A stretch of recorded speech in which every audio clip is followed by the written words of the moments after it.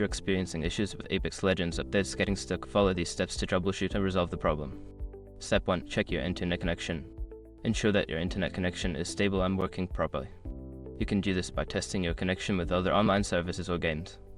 If your connection is slow or intermittent, try resetting your router. Step 2. Restart the game.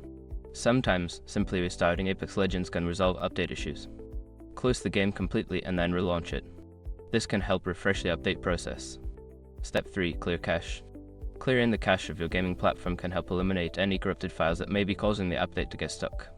For PC users, this can often be done through the game launcher settings, while console users may need to navigate to system settings. Step 4. Check for system updates.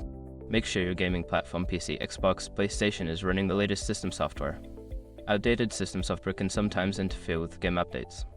Check for and install any available updates. Step 5. Reinstall the game. If all else fails, consider uninstalling and then reinstalling Apex Legends. This can resolve any persistent issues with the game files and ensure you have the latest version installed.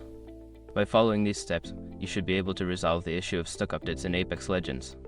If problems persist, consider reaching out to EA support for further assistance.